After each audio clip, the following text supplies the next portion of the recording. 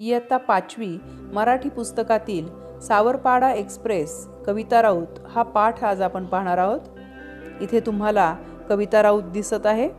Savarpada express या नावाने ओळखली जाणारी कविता राऊत लांब पल्ल्याची धावपटू, राष्ट्रीय आंतरराष्ट्रीय स्पर्धा तिने गाजवलेल्या आहेत। सावरपाडा हे गाव तसे कुणाला माहीत नसलेले गाव, मात्र कविता राऊत हिने आपल्या धावण्याने जगाचे लक्ष वेधले आणि गावाचे नाव जागोजागी झळकवले।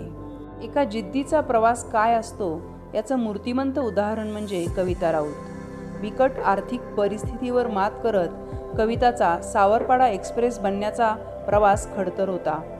तोच प्रवास आज आपण या पाठात पाहणार आहोत। संतोष वाबळे लिखित सावरपाडा एक्सप्रेस कविता राऊत। दुर्गम भागातील रस्ते म्हणजे मातीचा धुराळा। दुर्गम म्हणजे ज्या ठिकाणी जाणं कठीण असतं, जाण्यास कठीण असलेला। दुर्गम भागातील रस्ते म्हणजे मातीचा धुराळा। पाण्यासाठी वणवण करणे हा रोजचा दिवस। वणवण करणे म्हणजे 10 दिशा भटकणे।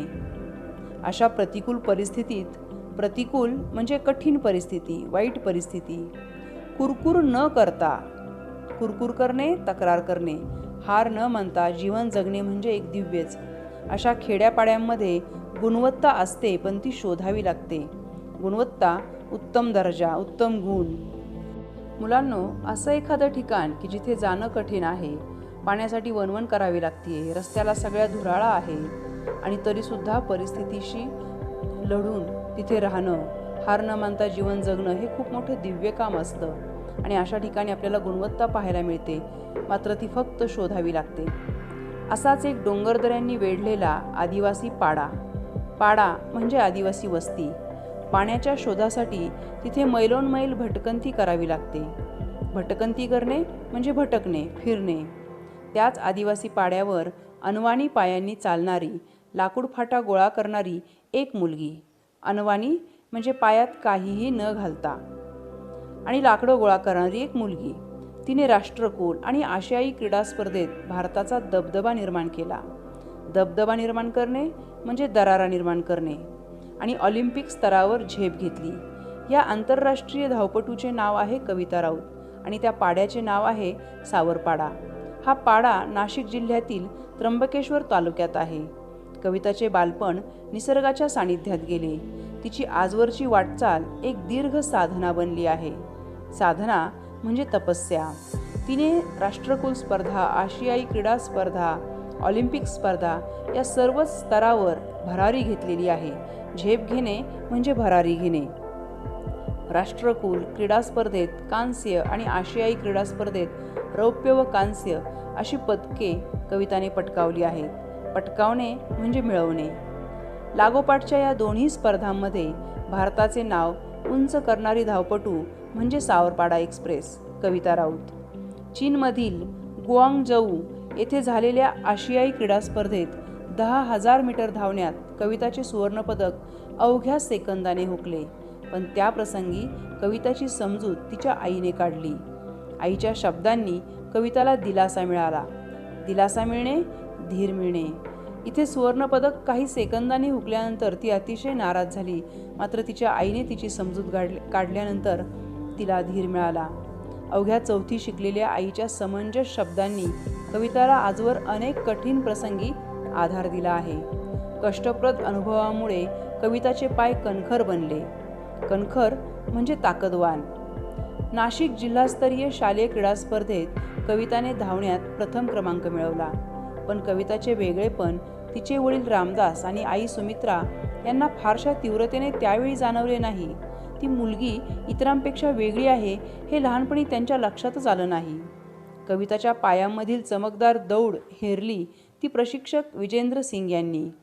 प्रशिक्षक म्हणजे प्रशिक्षण देणारे, शिकवणारे। त्यांनी कविताच्या आईवडिलांची मानसिकता तयार केली आणि तिला नाशिकच्या भोसला मिलिटरी स्कूलच्या मैदानावर तंत्रशुद्ध पद्धतीने धावण्याचे धडे देण्यास सुरुवात केली। बूट घालून धावणे कविताला अवघड वाटायचे, कारण लहानपणापासून अनवाणी धावण्याचीच तिला सवय होती।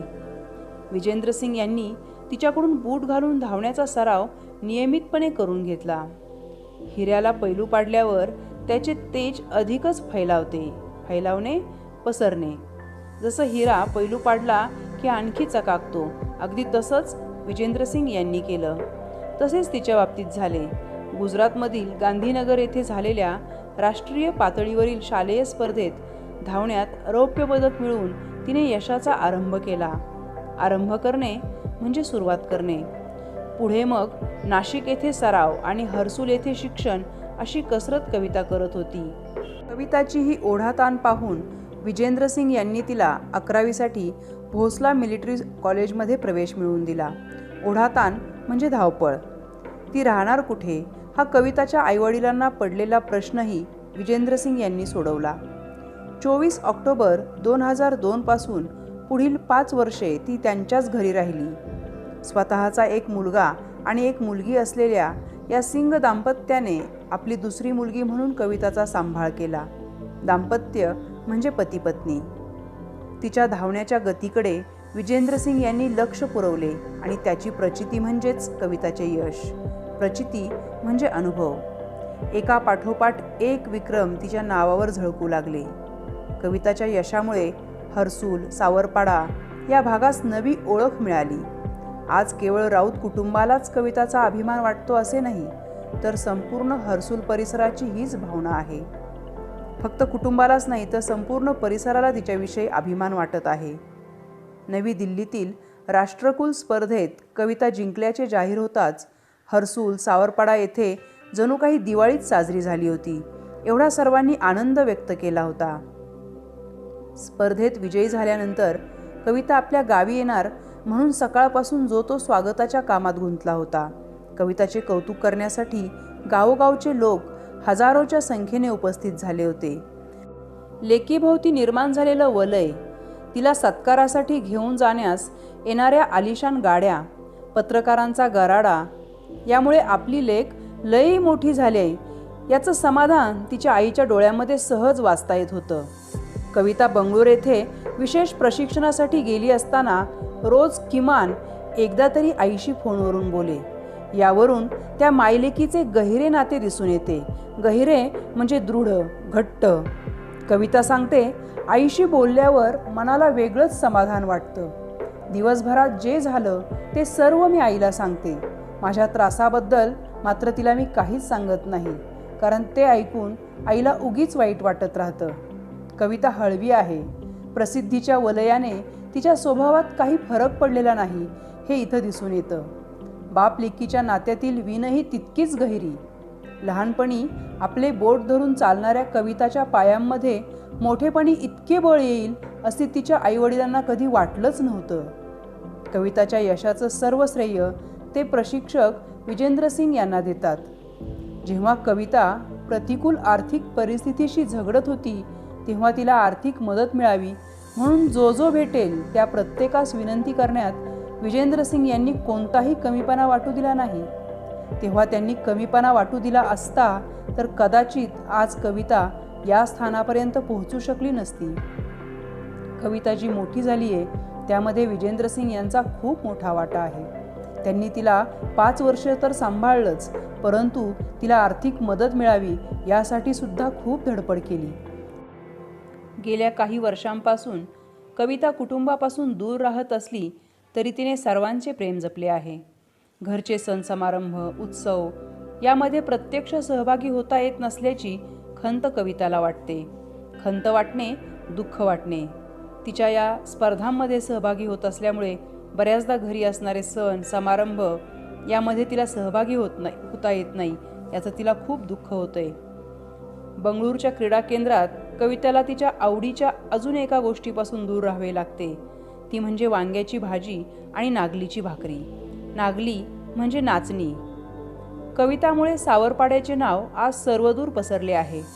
कविता तिथल्या मुलामुलींसाठी आदर्श ठरली आहे. आज कविता भारतातील अव्वल धावपटू आहे. पी.टी. उषा या धावपटूला ती आदर्श मानते. ती खूप मेहनती आहे. धावण्याचा सराव ती मनापासून करते. आपल्या प्रशिक्षकांनी दिलेल्या छोट्या मोठ्या सूचनांचे कटाक्षाने पालन करते. कविताचे म्हणणे आहे, मेहनत करणे आपल्या हातात असते. मेहनत हाच उद्दिष्टाकडे, ध्येयाकडे नेणारा महामार्ग आहे. हा मार्ग आपल्याला यशाकडे नेतो. आपले जीवन आपणच घडवतो. कोणत्याही खेळाडूसाठी शारीरिक तसेच मानसिक तंदुरुस्तीही महत्त्वाची असते. कविता सरावात कधीच कसूर करत नाही. कसूर करणे चूक करणे. कविताचे इतर झगमगाटी गोष्टींकडे लक्षही नसते. खेळाचा सराव चालू असतानाच यशवंतराव चव्हाण महाराष्ट्र मुक्त विद्यापीठामुळे तिच्या शिक्षणातही खंड पडला नाही. खंड न पडणे, व्यत्यय न येणे. तिने तिचं शिक्षणही चालू ठेवलं. जगामध्ये इतर ज्या झगमगाटी गोष्टी आहेत त्याच्याकडे ती अजिबात लक्ष देत नाही. त्यापेक्षा ती खेळाचा सराव करणं जास्त महत्त्वाचं समजते. कविता ही तिच्या जीवनप्रवासाची नायिका आहे. कविता ही स्वतःच तिच्या आयुष्याची जीवनप्रवासाची नायिका आहे असं इथे लेखकाला वाटतं. मुलांनो, कवितेचा जीवनप्रवास पाहिल्यानंतर आपणही तिच्यासारखंच होण्याचं ठरवूयात आणि त्यासाठी कष्ट करूयात. धन्यवाद.